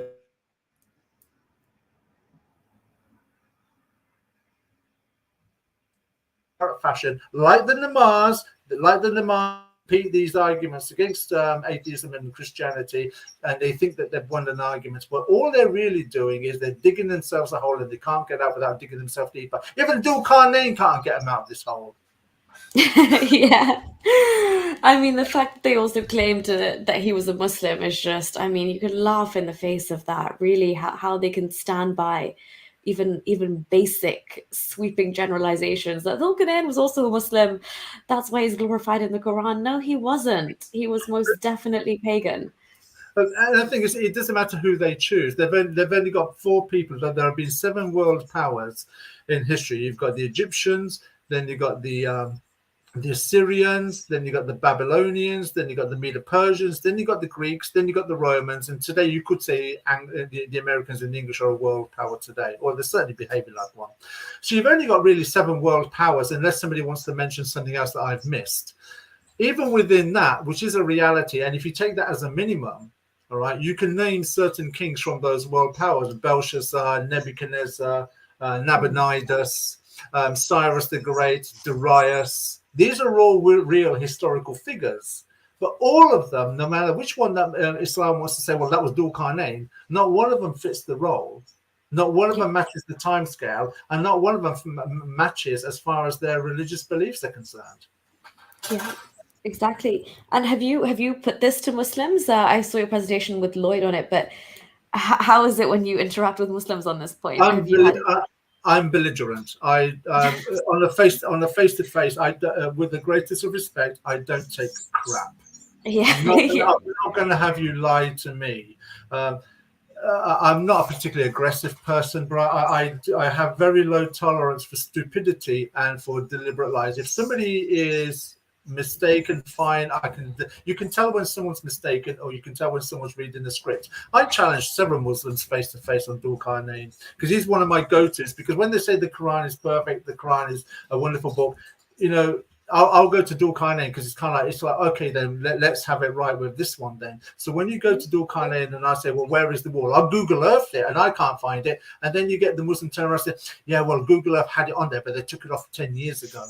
Or they'll say, and I screenshotted this, and I think I should have sent it to Lloyd when I did this on the show, where one guy said that the wall of Dhul-Qarnayn is at the North Pole, and you're thinking, what a muppet! There's no landmass at the North Pole. So how could the wall be? Another one turning around says that the wall, it was so heavy it sank in the ground. I'm thinking, it sank into rock. But this is the mental dissonance that goes through their mind, that they will think of anything in the how can I put this? Simply put, Islam is a lie, and all you can ever do is lie to defend it. Truth does not defend lies, and lies are never used to defend truth. Truth can only ever defend truth, and lies can only ever defend lies. When your premise is Islam and Islam is a lie, all you can ever do is lie to defend it. 100%. And that's what happens when you tell a lie, especially a lie as big as the con that Islam is. You have to tell a million trillion other more lies just to keep that one lie going. And eventually your house of cards is going to come crashing down. I just want to say, Ray subscribed to your channel. Thank you so much, Ray. Ray says I've subbed to this thunderous being. Thank you, Ray. Farish also subscribed to your channel. Thank you, guys. Cheers, guys. I really appreciate it, and I do hope that that I can put out material that you all enjoy, that you all can learn from, and something that's encouraging. But it's not always about Islam. I sometimes to put out things out there that, looking at the way the world is today, there's something wrong with the world. There's something wrong with Islam as well. So it's not just about Islam, though. That is probably predominantly what I do for each other. Awesome. And this is the link to the Thunderous Creature. Thunderous One's channel is here. Thank you, Ray, for doing that. Roaring Man, you've been asking, will I have David Wood on your show? I would love to have a chat with David Wood. Absolutely. Also, I wanted to say, sorry, just to go back on this, John Stockman's kind of loving the Prophet talk, but he's saying this would be a useful argument against the claims made by Islam. If 124,000 prophets preached Islam the past 50,000 years, then why haven't we dug up extremely ancient mosques and ayahs written in stone? Well, this is something that I mentioned on the Lloyd the Young channel. When you look at, say, England, or even the world for that, in particular, when you go to geographical sites where there's going to be some kind of construction, and there are recognized sites as where there might be some antiquity or history or archaeology that could be preserved or found, you'll find that archaeologists are present, and they're there that as the foundations for whatever dig is taking place are unearthed. If there are any artifacts, then the dig will stop. The archaeologists will go in and try and do some research. In England, for instance, in Leicester, I think it was about 7 or 8 years ago, they found Richard III's skeleton in a car park. In a car park, literally, yeah. Do you remember that? So that shows you how serious archaeology is taken in England and in other parts of Europe. But in Islam, what are they doing with Mecca? They're concreting over absolutely everything. The most important place on the planet, as far in Islamic parlance, which should be the oldest place on the planet in Islamic parlance, you should have the footprints, you should have the swords, the bodies, everything of all the events that are said to have taken place in the Quran. The evidence should be there to confirm it beyond refute. Yet they're concreting it over. And I don't think it's a coincidence as well, because if you look at, say, what Lloyd's doing, Lloyd is mentioning a lot of things about Yemen. And what's taking place between Saudi Arabia and Yemen at the moment has been going on for about 4 years. There's a genocide there taking place. I mean, too many people are busy with what's taking place in Ukraine, fair enough. But there's been a bigger war going on, supplied with military weapons by this country to Saudi Arabia that are killing Yemenis people. And it's interesting that that's taking place now. I think there's something being covered up over there as well. Wow, interesting. I never quite made that link for it, but yeah, that is actually, especially based on the back of what Lloyd has been unearthing about the links with Yemen and Ethiopia. We're only on the Yemen bit right now, but I can't wait to dig into what Ethiopia, what secrets that has to reveal as well in terms of Islam's beginnings. We've got a couple of other people subscribed to your channel. Adonai saying, I've subscribed to his channel. Thanks, Thunderous One. Thank you, Adonai. Thanks, everyone who is subscribing. I had a question for you, Thunderous, if you're happy to answer one more question, and then we can wrap it up, if that's okay with you. Yeah, by all means. Okay, awesome. And yeah, so this was actually from Adonai, is saying that Jay Smith says the Quran was initially in Aramaic. What's the place of Aramaic in the Quran? Have you heard this? Yeah, I think, didn't that come out about 3 or 4 days ago that the Quran was in Aramaic? I think he put that out 2 or 3 days ago. I haven't caught up I haven't with seen it actually. Yeah. because there is a lot of information coming out. I find with some people are revealing information about Islam. This is not a criticism. Don't, and I hope I'm not misunderstood with what I'm about to say, but they've revealed some information, but it's like that's the only information they want to talk about now. And that's the only information they've been talking about for the past couple of years. If you go to certain, if you like, apologists for the Bible or polemicists, or even people are revealing things about Islam, then their subjects are very varied. Yeah, again, this is why I keep going back to Lloyd and say reasons and answers. Their subjects are very, very varied. That they go into different things. If you listen to Lloyd, he will talk about, say, Yemen. Then he'll talk about Ethiopia. Then he'll talk about the fiqh and the sunnah and Sharia law. Then he'll talk about something else. Then his subjects are very varied, but they're irrefutable, you see. And that's why I think, and I like that constant different stimulation. Whereas with, and it's all important work. I'm not, limiting what they're doing or reducing what they're doing. It's important work, but I do find that it's almost like when Phantom Films comes out with something, it's like it's not my first go-to. It's like, well, I'll watch that at the weekend, so I'm yet to watch that. Yeah. Okay. Awesome. No, I agree. The variation of topics. That's why I'm always hovering and watching what you and Lloyd are doing, especially when you guys team up. I am like all there for it.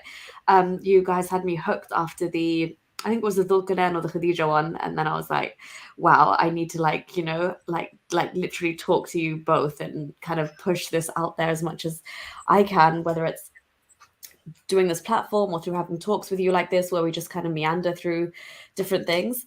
But so Thunderous One, just to kind of like conclude, I just wanted to ask you in general, your thoughts on Islam and the need to speak up and do what we're doing like this, and the reason that you put those videos out there and you show what the scholars actually believe, the reason you think this is important in terms of Islam, and any kind of closing comments you'd want to say as well. Fundamentally, we're all human beings, so we all have fundamentally human beings, the suckers for the truth. You'd have to be pretty weak-minded or pretty lame or pretty cowardly to Karen Ann Wilcox, I think it is, or Wheeler, said to sin by silence when we should make protests makes cowards out of men. There are human beings on this planet that are known as whistleblowers, and I'm not talking about Assange or Bradley Manning or the other Snowden that went to Russia. I'm not interested in those guys. I'm on about real whistleblowers, the ones that have lost careers, the ones that have lost their lives, the ones that have lost their family, their livelihood and such, even over small things about maybe something happening in a pharmaceutical industry, or maybe where cow milk was being sucked with blisters, and those reporters lost their job. There's many.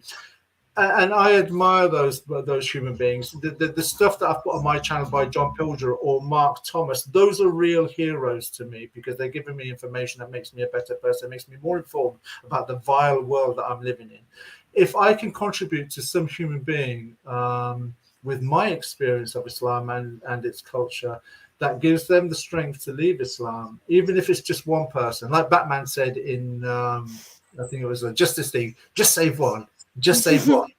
If one person listens, then that's a success. But the reality is, if you know the truth on a particular subject or a situation, and you don't speak a voice against it, then as far as I'm concerned, you're party to the lie. You're a part of the lie, and you're just as bad as the lie for not speaking out. That's my stand.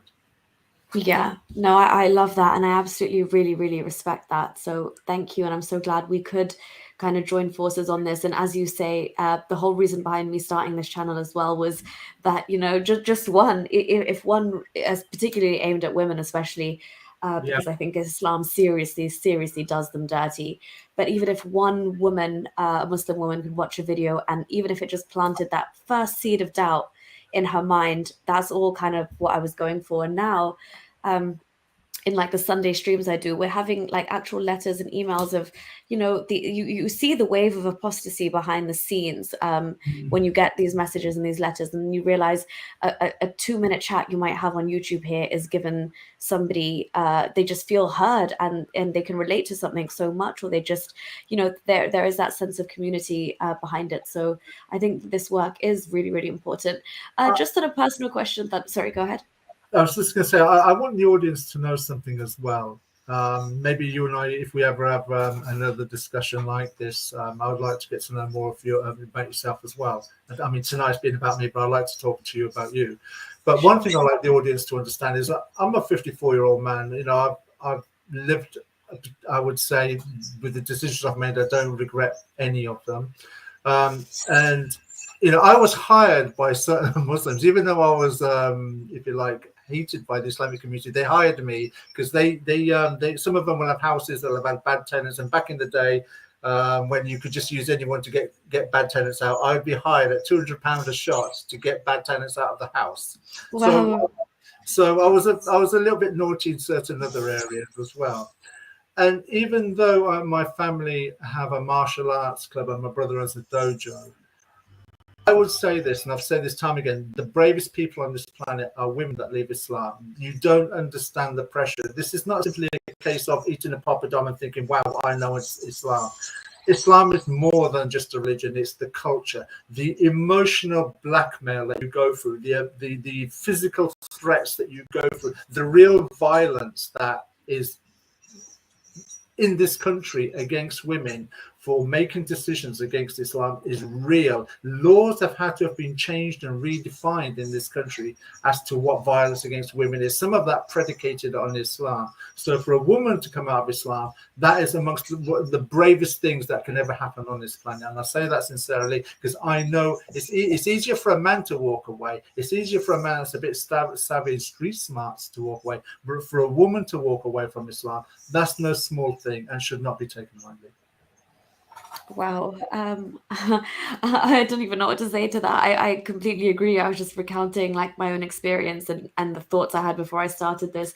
You're right. You're 100% right. And to be honest, I completely second what you're saying. And I really appreciate you saying that. The more people we have who stand by us and kind of back our corner and be like, yes, women should be leaving Islam. I think just following up on what you're saying, literally as these women turn their backs on Islam and walk away and go out there and get financially independent and say, I'm in charge of my body, my reproductivity, my education, Islam will collapse on itself because women hold so much of Islam in place for the men and for the ideology to work as it's designed to work. Which, as Thunderous mentioned earlier in the stream, is literally as a human incubator. You're a baby-making machine to help populate the ummah, add to the expansion that Islam is. And you're sold the biggest lie that there's a whole verse in the Quran dedicated to you, the verse for women, Surah An-Nisa. That very verse that these feminist Muslims rely on is the verse that says they can get beaten. It tears your dignity to shreds. And it's as simple as of a matter as reading that in your own language for you to realize it. But as we mentioned earlier, those feelings of this being divine and it being shrouded in that cloud of Arabic and go back to a scholar and Allah knows best, that's just going to keep them, tied into this for a lot longer. So people like you and I, when we speak and we're like, no, trust your mind. Just what you're reading there, Quran 424, it does say what you think it says. And how do you feel as a woman in 2022 with being like having that being said to you? And the only reason it's not being applied to you in the full force or manner it could be is because you are lucky enough right now to be in the West, but you don't even know it because you dream of Sharia. It's whack. There's only whatever people want to think about the universe, where it came from, and if there is or isn't a God, wherever you want to believe, the fact of this, all of this is there's only one truth. There aren't two truths or three truths. There's only one truth.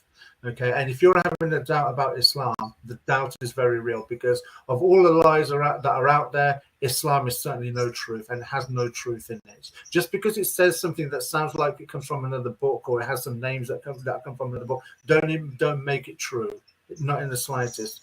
And just on the subject, I'll leave people with this illustration that I use with Muslims as well, when they turn around and say that wife beating isn't in the Quran. If you look at the ayah 434, it says, if you fear disobedience. Do you want me to pull it up? I can pull it up to share the audience as well. Okay. Quran 424.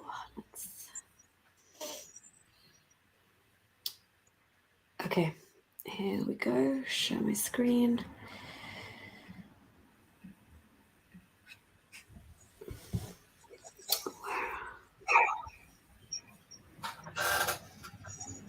Is this okay? Are you looking at 424, or which one are you reading from? Sorry, you can read your version. I just want to show that it's also here, just in case somebody says, "Oh no, he read it wrong." So if you look at the verse, right, it says, "If you fear disobedience." So the fear can only come before, not during, not after. So if I feared a lion was going to attack me, I'd fear it before it attacks me. I won't be fearing it once it's on top of me, and I won't be fearing it when it's gone. The fear is gone then. So this is like a preemptive action. You fear it before. So if you fear disobedience, it says verbally admonish her. So that would be verbal abuse. Then it says leave her alone in her bed. That will be psychological abuse. Then it turns around and says beat her. That will be physical abuse. Now the Muslim would turn around and say, oh, it's symbolically beaten, and they lied to get themselves out of that. But here's an illustration that I use that comes from politics. If a country's got one problem with another country, they send over a delegation. That will be the verbal abuse. Then if that doesn't work, they do sanctions. That will be the psychological abuse. And if that doesn't work, what do they do then? They go to war. That will be the violent abuse. And we see that played out with companies and countries between each other. Yeah, and that just goes to show exactly what Islam reminds you of. But this is also what Islam technically sanctions is what you're showing for sure. This is the verse we were talking about for all of you people listening. So wait, is that the verse? Let me get the right verse up. Oh, I'll put the verse in the description, guys. I'm like literally, I don't know what's going on. I've had a long day. But yeah, so Thunderous, again, having you on board and on side of women in this fight against Islam is just, I mean, it's so important. And I say this a lot when like men like yourself speak out for us, and they're like, why are you thanking us? Genuinely, you don't understand. There is something about power in numbers, and having other people validate, as the same way you said that Muslims, they stay in their little circles and their bubbles of their circular logic and Allah knows best. But even ex-Muslims or people who leave Islam, hearing other people's stories and hearing that somebody else also heard of wife beating or the Mirage and a flying Barak, that you're not crazy because you had the same thoughts that I did at some level. And no matter where your journey kind of goes and how you come to it, those thoughts and that moment of stepping past whatever crap and nonsense you're told to believe, especially talking to you as well, like it's just so obvious that in coming from an Asian background especially, there's just so many more spanners in the works. Like it's even actually harder because, as you said in your own story, for example, usually turning your back on Islam means you're dead to the community in many ways. That's not necessarily coexistence and reconciliation. It doesn't always end like that for a lot of people, and again that's what lends into what you were saying about the bravery. Yeah, because you're losing everything, the shame, the emotional blackmail, the physical threats and such. There is more than, it's not like, say, if you be from a Catholic to a Protestant, where it's a recalibration of an understanding of what the Bible teaches. It's not like that. This isn't a recalibration. This is a defining of what you believe your world outlook is. That's totally different than a recalibration. So the threats are real, and we could go on tangents like this, can't we? Yeah, it's great though. A lot comes out. And another thought goes in my mind, and I think a lot of people got to understand is. And I'll leave. This will be my last comment. So I promise you that. When you look at Islam, you will think that it's a brotherhood based on the Ummah. I don't think it is. I think it's a brotherhood based on culture. They are a bunch of people. It's a bit like gang mentality, like the Bloods and the Crips. It's a bit like you're a Tottenham fan, or if you're a West Ham fan, or if you're a Goonie, an Arsenal fan. There is that brotherhood or camaraderie with that. And I think Islam is the name, but the camaraderie is with the culture, not the religion. And I've seen that with my own family, where when there's festivals getting together and that, how they are with each other. The Islam is not there. It's the culture that's there. And that's what really brings them together. And I think that's what's more real in the culture, because Islam is the threat of pushing you away from what you know and love and what you identify with, which is the brotherhood. But it's the brotherhood of culture, not the brotherhood of Islam. And what makes me say that is because how close-knit, even though they're at loggerheads with each other, the Sikh and Hindu Muslim and the Sikh, Hindu and Muslim community do tend to unite. They have the same language, they have the same food, they have the same culture. They all watch Bollywood movies. So, there you go. Yeah. I definitely do agree with you on that culture point, to be honest. As you said, I mean, I don't know if this is just, I don't think it's even just relevant to the UK. I think this is pretty much like a Western phenomenon, at least. No, you could be varying levels of Muslim at these community, like for family gatherings, I should say. Nobody's really caring about that, or like even if they are policing it, it's very superficial and just kind of for that's what's done. But behind closed doors, as you said, somebody's going down to popping out to the casino, somebody's got a whiskey counter in their kitchen, like everything's happening. But for exactly it is that the identity and this culture gets meshed in. And then they lap Islam in with that as well, and then it's really hard to separate them. Then they become so intertwined that, especially coming from an Asian background with these kind of cultures, it's a very messy situation. It's very, very hard to untangle that, and especially I think women are like, there's so many more reasons for women to hold back, especially doing something like this and openly, vocally showing your face and talking about Islam and taking on the entire world in that sense, the Islamists, of course, as well, but your own family and what they would like think about having a woman speak up and being as as rebellious in their eyes as to basically shit on the very, very thing that they consider the most holy in their entire world and the literal truth. Like, they genuinely believe but we will die and go to this Islamic heaven or Islamic hell. So as you mentioned earlier, like that's a whole nother level of worry if that's a one-sided thing that, again, psychologically, I know that it doesn't bother me because of my worldview now. But for them, for some Muslims in my family, they genuinely think that I'm going to burn for a very long time. And again, trying to just go about, go ahead. But even before you do that, even before you go to burn in their worldview perspective, you've become a prostitute by leaving Islam. You're not spoken of, she had doubts, she's got concerns with Islam, that's why she left. No, she's a prostitute, she's dirty, she's stupid. That's your own family speaking like that, because they have to show that it's not their fault why you left Islam. It's her fault. They can't even accept that it's Islam that's caused this. They can't say it's their own if you like, their own example, the way that they're brought. No, it's all your fault. If a person's done something in Islam and it's against Islam or against the family, it's their fault. It's never the parents' fault. It's never the community's fault. It's never the religion's fault. Yeah, I mean, Thunderous, I'll tell you, the exact words for me were, she's gone down the drain. There you go. So, yeah, you're not wrong at all. But yeah, I just honestly wanted to say thank you so much. I realize I've taken nearly 2 hours of your time, so I really appreciate it.